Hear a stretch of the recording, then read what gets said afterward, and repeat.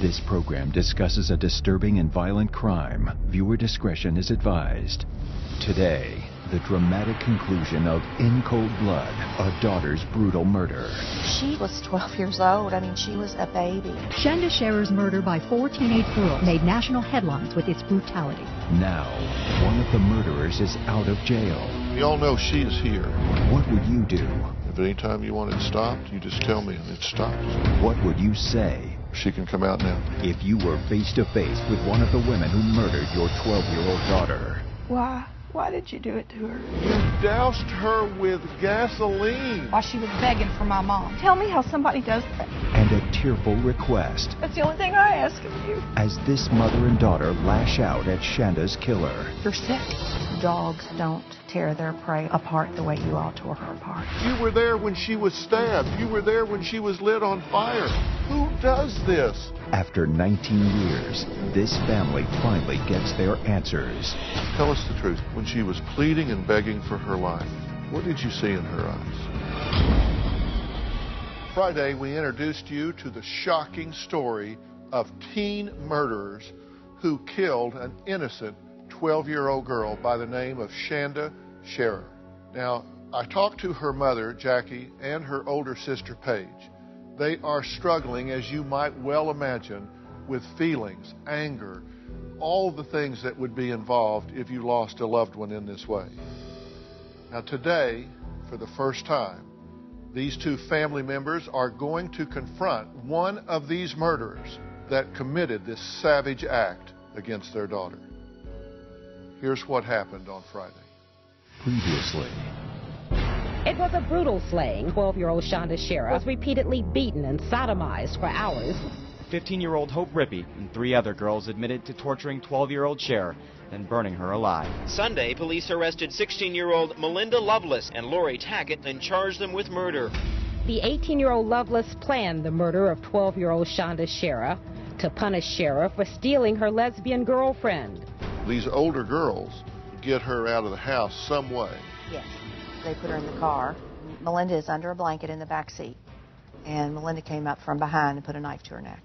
The only person that evening out of the 4 girls that knew Shanda was Melinda Loveless. The other 3 girls had never met Shanda, had no reason to dislike her. They beat her head in with a tire iron. They stab her. They smash her face in. They sodomize her with a tire iron. They certainly did. Your baby. Well, that's not all they did. She was alive when they set her on fire. We have another daughter. She has never really dealt with Shanda's death. For about 2 or 3 months after her death, I literally could not sleep. I was afraid if I shut my eyes, I would see her burning. It's very hard for me to understand how that could be an exciting night for you. How you could get in a car and know that you're going to kill somebody and that be exciting. After they set Shanda on fire, not once but twice, They went to McDonald's. They went to McDonald's for breakfast and joked that she looked like the sausages. That's right. The only thing that I've ever asked is for these girls to serve their sentence. And the only one that has is Lori Tackett. And she's currently serving the remainder of her 60 years at Indiana Women's Prison. I didn't go into that evening knowing anything was going to happen. Peer pressure. That's all it was. Every January I relive pretty much what happened, and it's just extremely hard. I hope every January breaks her more and more down the older she gets. I've got to tell you something I don't buy. This was just peer pressure. That is absolutely, unequivocally crap to me. You cannot tell me that these girls were not bought into this and pursuing it with vigor. 2 of them are out of jail. Hope admits that she douses her with gas. Yes. And she's out walking the streets. I was the first person that poured the gasoline on Shanda. And I don't know who lit the fire. It was either Laurie or Melinda.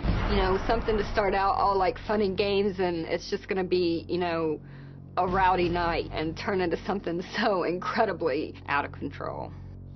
Hope Rippey got a judge to completely resentence her, and she shaved 15 years off of her sentence. So I don't feel good about that at all. You all know she is here. She has agreed to speak to both of you, which I think she damn well should. Forget about these cameras. There is no pressure here. None whatsoever. I'll stay with Paige. Now, in cold blood, a daughter's brutal murder continues. She can come out now.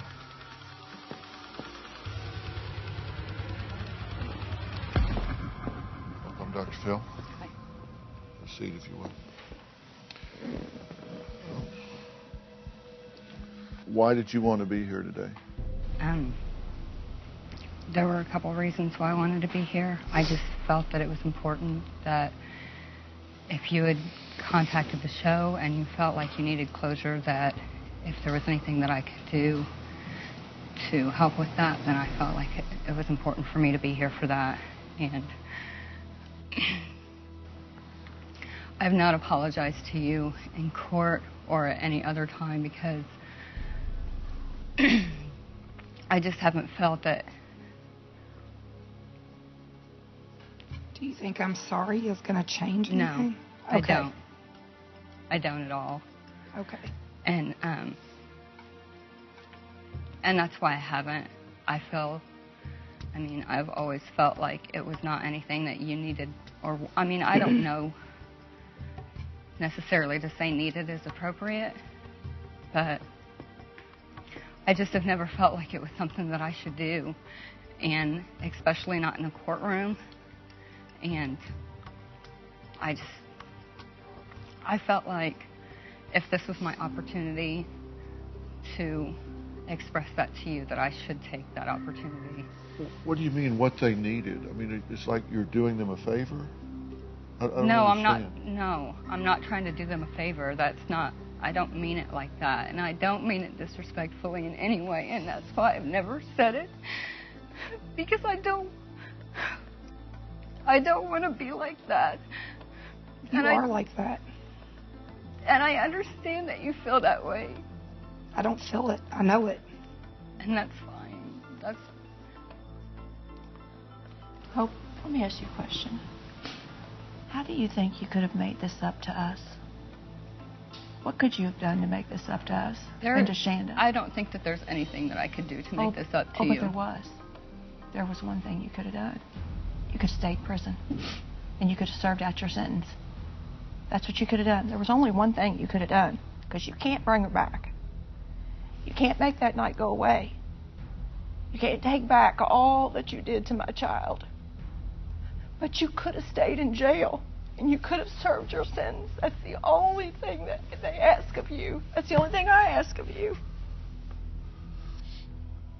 But you had to try over and over and over and over and over, because it was always about you and what you wanted, not about what you should have done. So don't ever say you're sorry, because you're not sorry. Do you have children, Hope? No. God, I hope you never do. I hope nothing good for your life. I'm sorry, but I hope nothing good.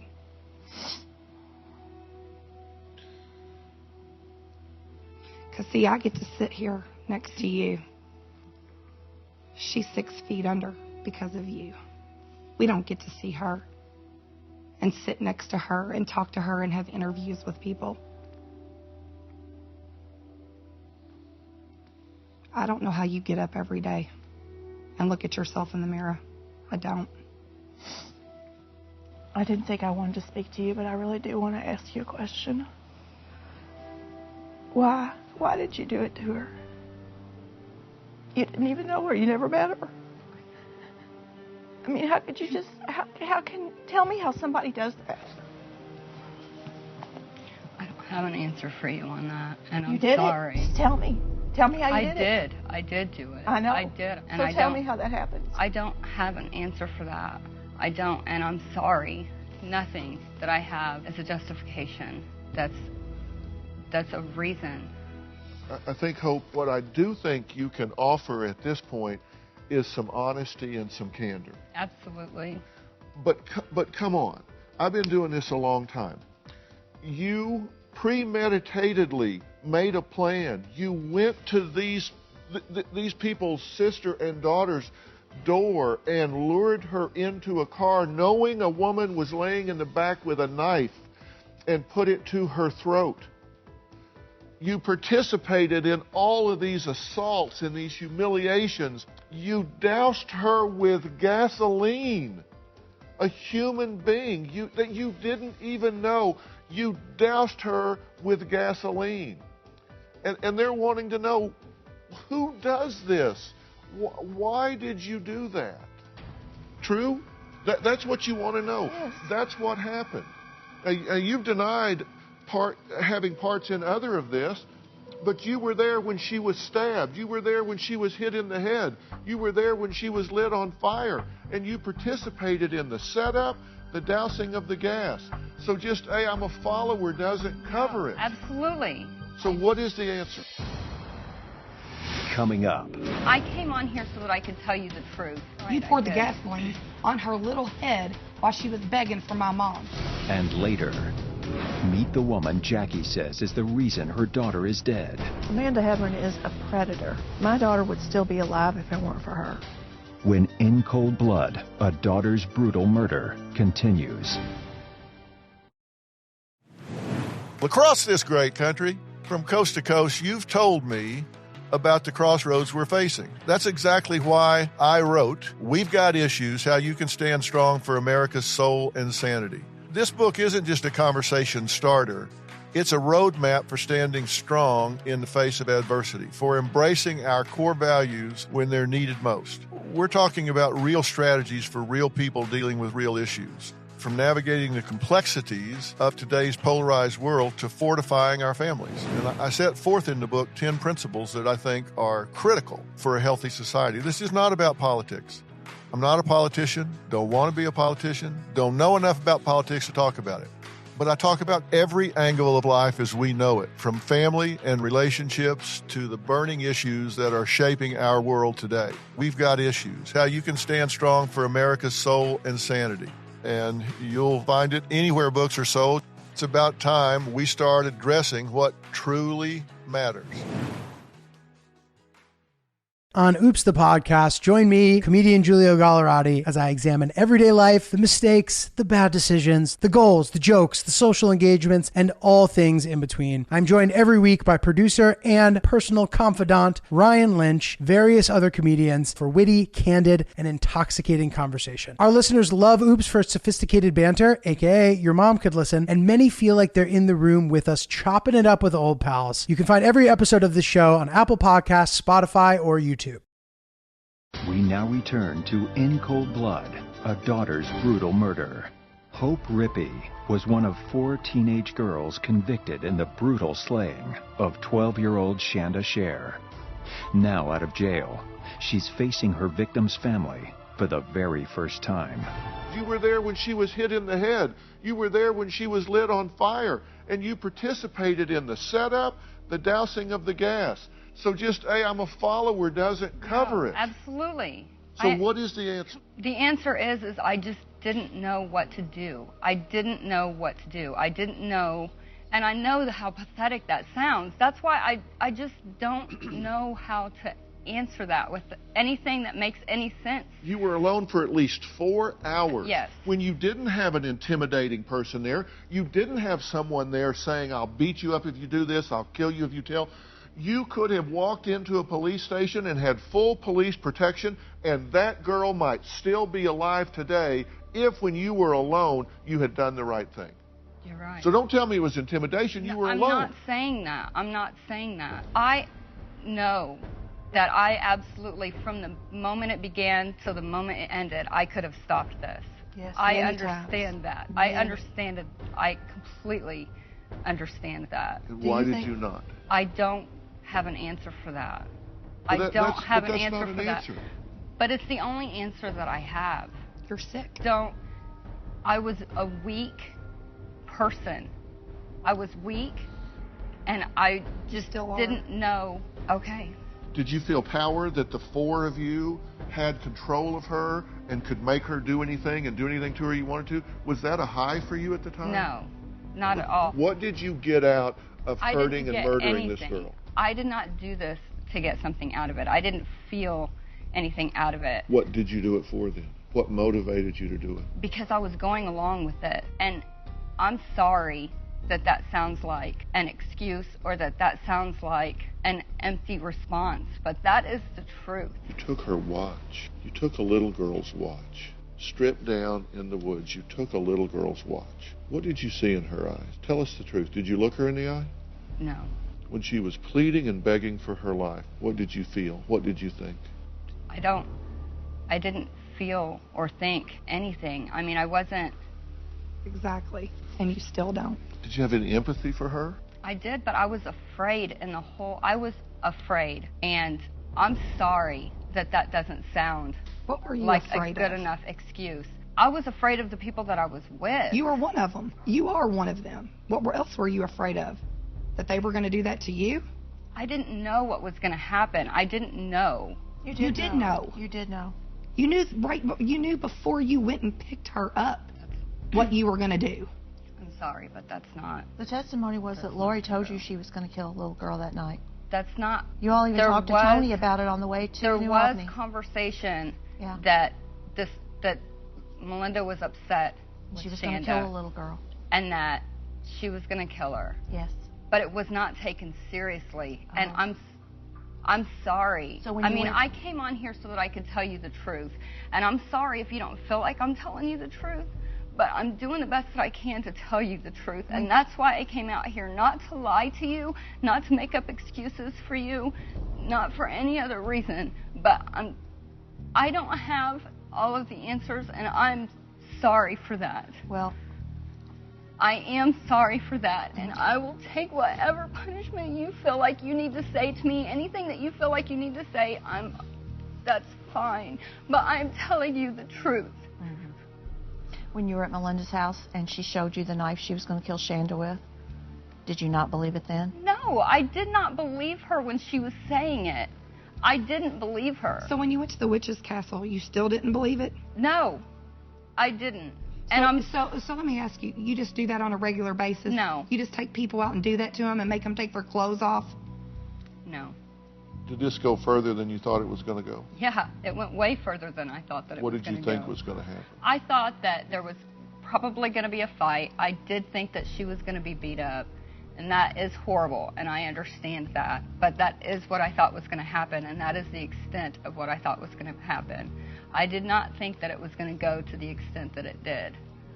And by the time that it was that far, it felt so out of control. I didn't know that I didn't feel like there was anything that I could do. Why did you participate? You're saying that it got out of control, but you participated to the very end.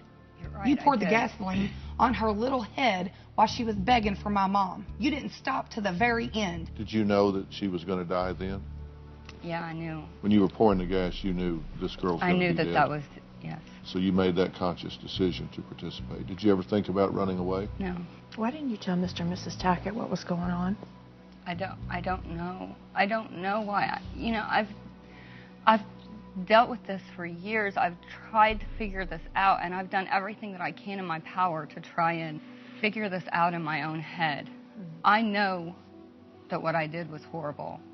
I know that the things that I didn't do were horrible. Where do you think you should be today? Honestly, where do you think you should be today? Do you think you should be sitting in that chair? Yeah, I do think that I You should do? be sitting in this chair so It's that real nice this that you think you should be sitting in could that chair. happen. Because I bet Shanda wishes she could be sitting in that chair. And it's really, really, really sickening that you think that you deserve to be out of prison. I understand that. Do you sleep good at night, Hope? Do you remember what I said to you? I remember what you said to me. Do you? Do you remember what my wish was for you? What was your wish for her? Coming up, will Shanda's family finally get the answers they're looking for? Were you crying when she was burning? Plus, why was Hope smiling in her mugshot after killing an innocent child? And later, who is Amanda Heverin, and why does Jacque believe she was the person who started it all? Do you sleep good at night, Hope? Do you remember what I said to you? I remember what you said to me. Do you? Do you remember what my wish was for you? Yes, I do. Has that come true? I would say yes. Good. What was your wish for her? Well, part of my wish was that they would stay in a in prison the rest of their lives, and that their cell would be covered with pictures of her body, and that they would hear constant recordings of her screams for help for the rest of their lives. That was my hope for them. And I do hope you're haunted by that. Because I think if you're haunted by that enough, we'll be assured that you'll never do this again. Because I never want anybody to suffer the way my child suffered. I don't either. You were inhuman that night.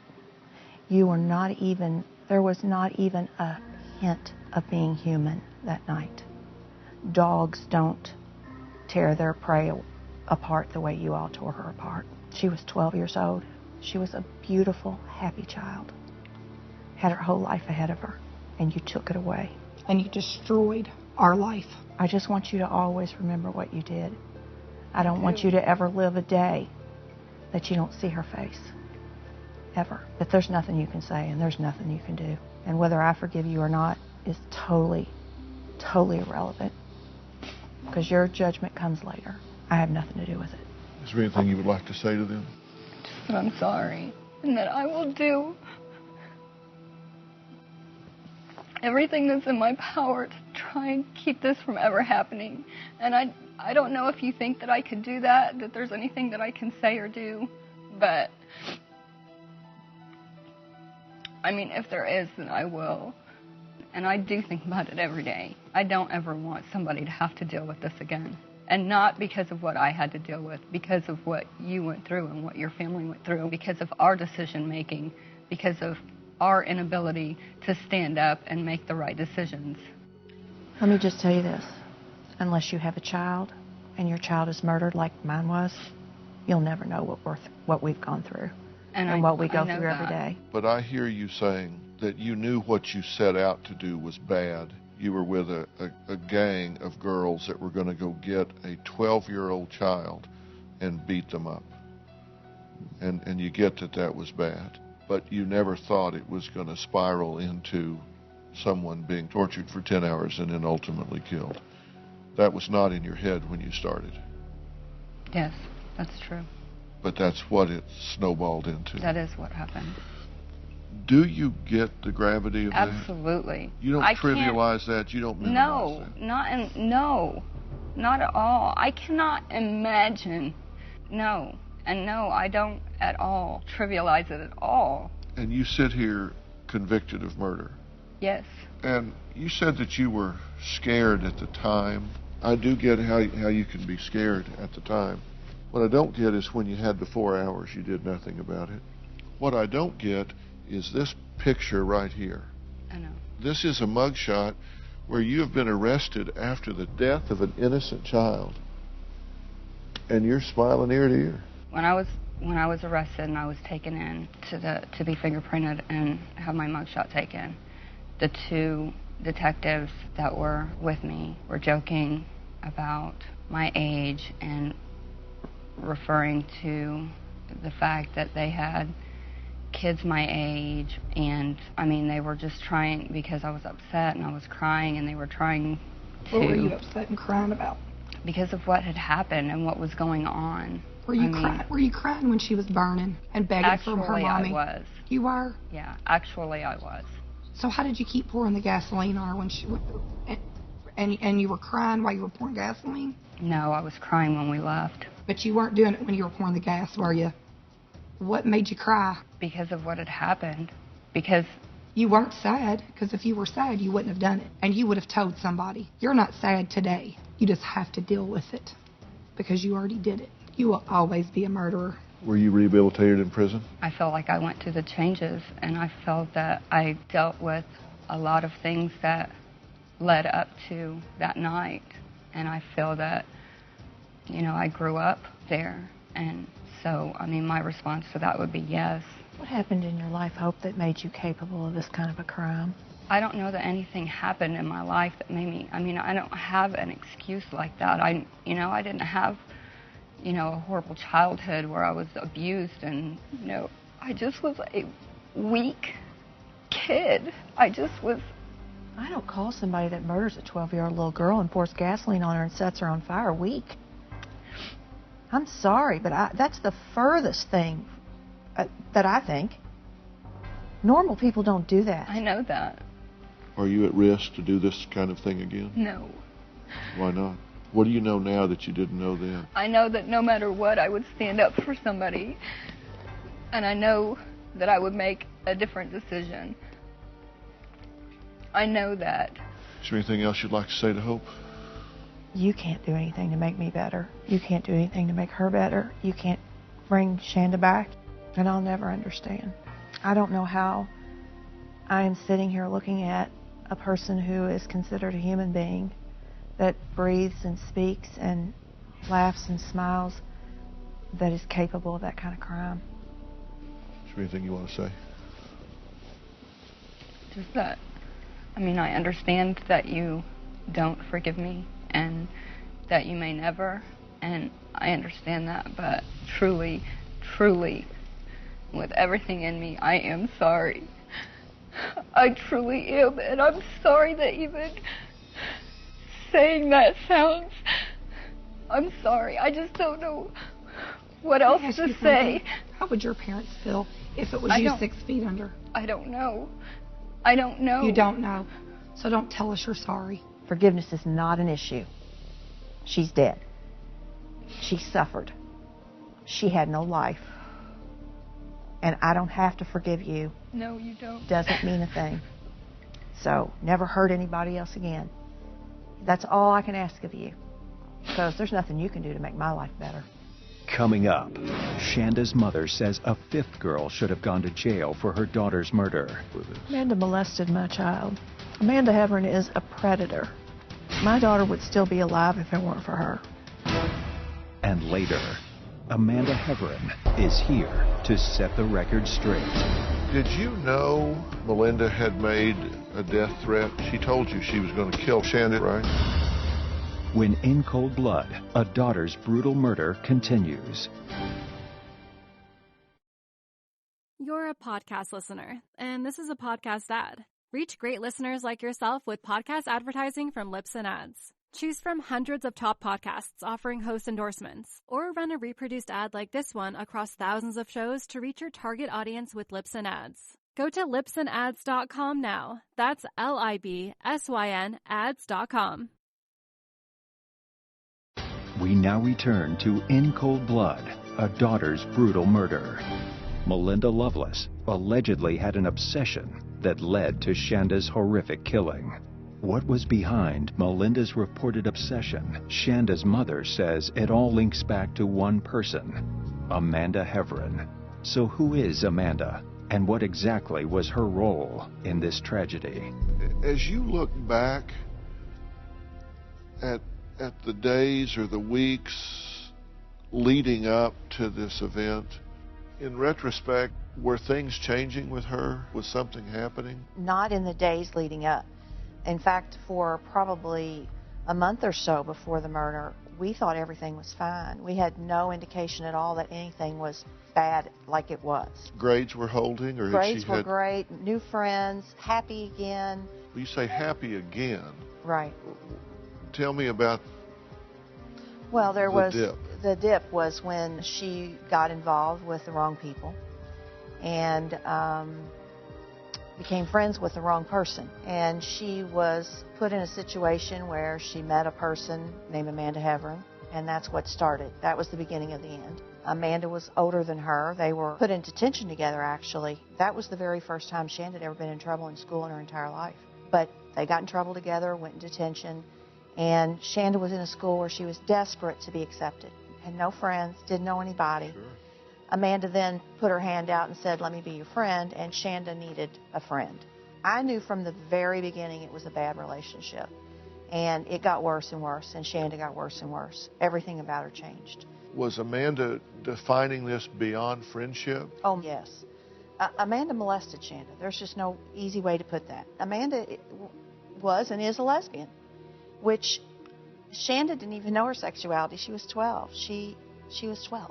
And I saw what she went through, and I read a letter that she wrote to Amanda. And I know that there was sexual activity between the two. To what degree, I have no idea. But I know it was enough to devastate my child. I mean, Shanda went through so much shame in her life, to the point where she wouldn't even walk with her head up anymore. She changed her clothes, the way she dressed. She was a little girl that primped every morning and gave me a little show every night about what she was going to wear the next day. And to a child that stayed in her room, didn't want to have contact with anybody, cried constantly, started failing her grades, wouldn't wear anything but very loose clothing. I mean, you have to know Shanda was a really good student and very athletic. And I found out she failed phys ed. And I was so angry. I said, how do you fail phys ed? But what I found out later after the murder was that because of what was going on with Amanda and the shame that she had from all that, she wouldn't take her clothes off in gym. She wouldn't dress out. And that's why she failed. She got away from her. Well, I went to Amanda's house and I spoke to her father and I told him, I said, you know, I'm not saying that your child is bad. I'm just saying that our children together are bad. It's not a good combination, and I want you to tell your daughter I don't want her to have any more contact with Shanda.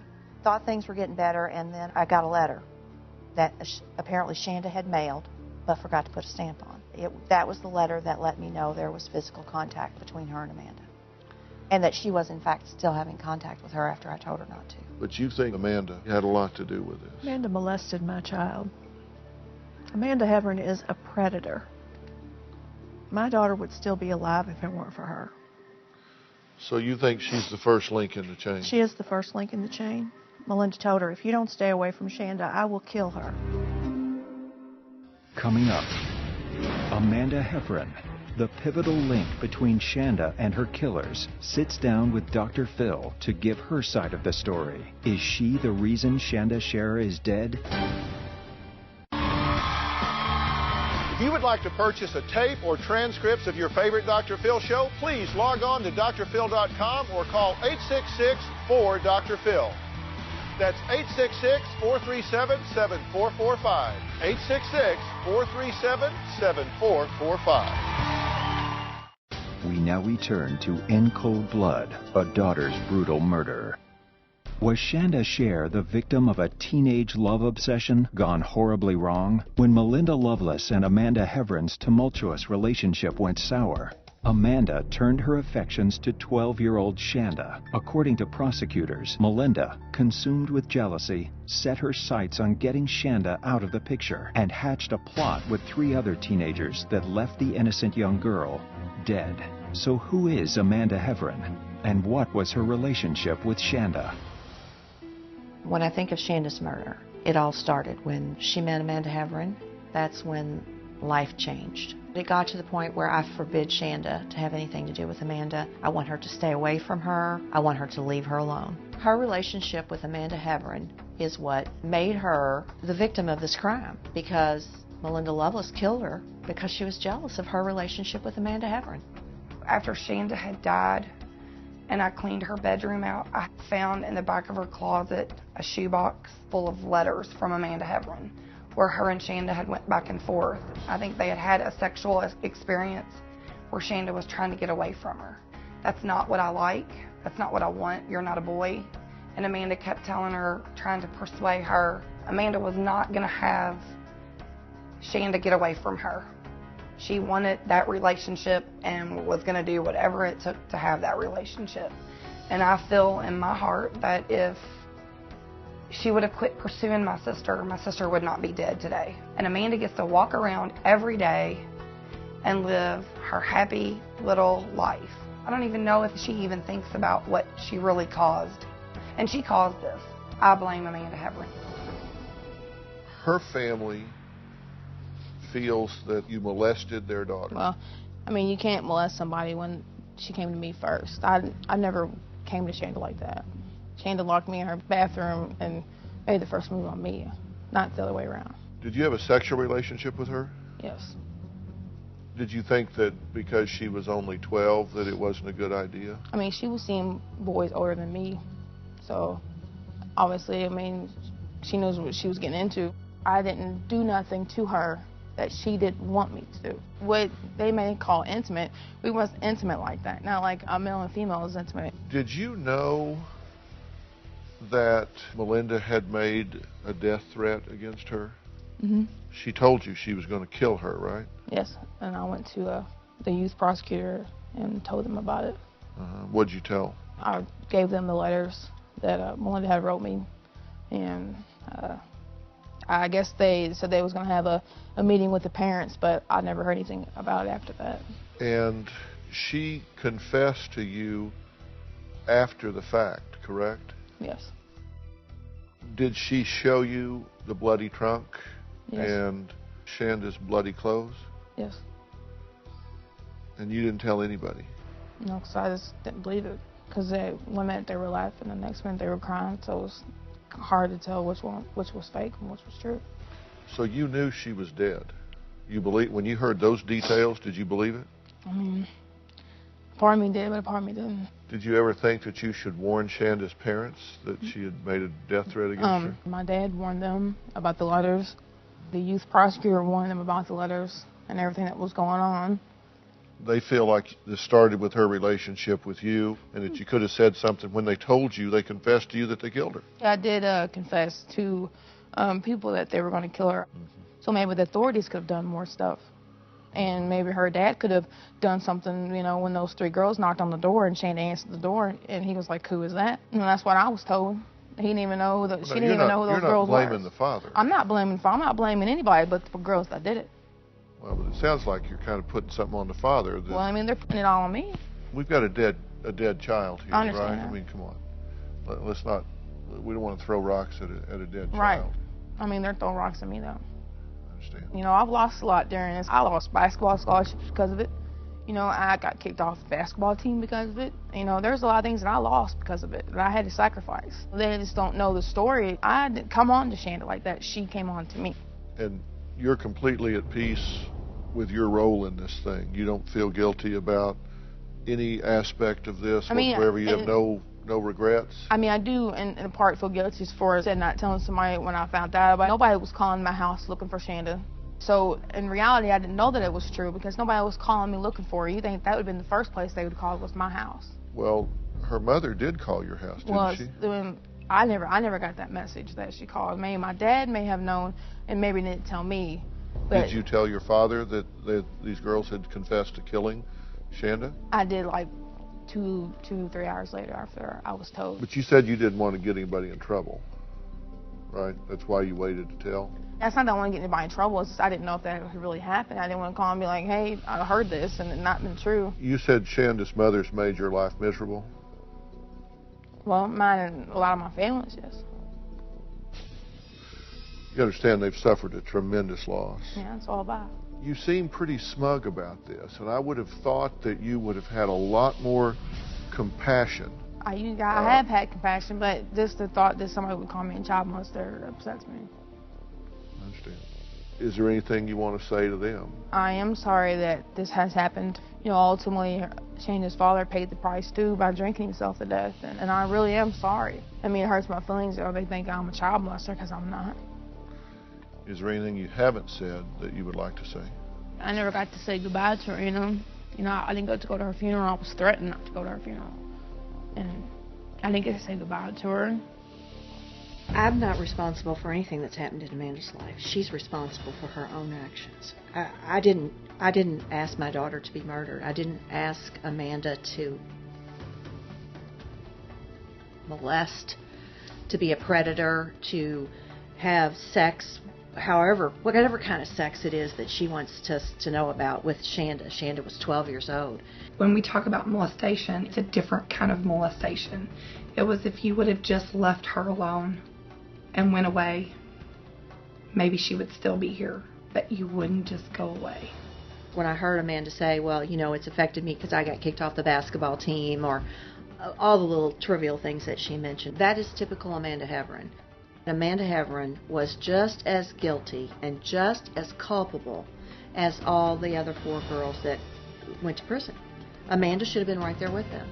She knew Melinda Loveless had threatened to kill her. She knew Melinda was going to kill her. She did nothing to stop it. Even after she was shown the bloody trunk, she did nothing. Absolutely nothing. I know that forgiveness is a word that is thrown around so much that it loses its meaning. I don't want these 5 personalities, Tackett and Tony and Melinda and Hope and Amanda, I don't want those 5 people having power in your life. If you are locked into a bitterness and hatred with them, it changes who you are. It has changed me. But there comes a point where you've got to say, I'm not big enough to handle this. I don't have the strength to carry this. And I don't want the people I love to pay for this. I want to celebrate the 12 years I had this precious child. I can't focus on that day of her death. I've got to celebrate the 12 years of her life. And sometimes we think that the longer we grieve, that's directly proportionate to how much we loved. You said, sometimes I feel like I forget her. I'll promise you there have been times when you catch yourself laughing and then you go, oh my God, how can I be standing here laughing? My baby is tortured and dead. It was the worst part after she died, the first time I laughed. Let me tell you, anger and bitterness is a pervasive emotion. It crowds up everything you do. And it takes courage. You have to stand up and say, I do claim it. Dr. Phil, I give myself permission to be joyous. I give myself permission to celebrate her life, celebrate the joy that she was. So, I don't use forgiveness in we must forgive kind of way. I use it in the sense that we got to set ourselves free. When you forgive them, you break that bond with them, and they fly away, and you are left to take all of that energy that was invested in that bond and put it into your life and your children and each other. Oh, thank you very much. It'll help. She just closes herself Well, off, and I think she does that because of the anger. Your face has relaxed since we started talking. So maybe it's a beginning. You did make me feel better on that line. All right, good. Thank you so much. You can always stop by drphil.com 24 hours a day, 7 days a week. There you'll discover more on today's show and learn life strategies. It could not have been easy to sit before them, but I think you owed it to them. I do too. And you did it, and it would have been a lot easier not to. But you doing that indicates to me that you're trying to do what you can. The second thing is there's no way to make this right. What you have to do is make the rest of your life right. I mean, like they said, anything short of bringing her back is not a fix for them. But what you've got to do is, if you've got 30 years, 40 years, 50 years left in this world, you got to spend it doing the right thing in the right way and using your life. And hope you can do that. I'm trying to, and I will always try to, and I think that is why I was given the opportunity. And I want to take that opportunity. The only way you'll ever create redemption in your life is you got to own this 100%, because you made some choices there that went beyond compliance, and you got to own those. It's been an emotional journey for Shanda's family, and I hope all of you at home, especially with teenage children, were taking note. If you want to donate to Shanda Sharer's scholarship fund that Jacque and her family have set up in honor of Shanda, go to drphil.com for more information. Thanks for being here today. So long.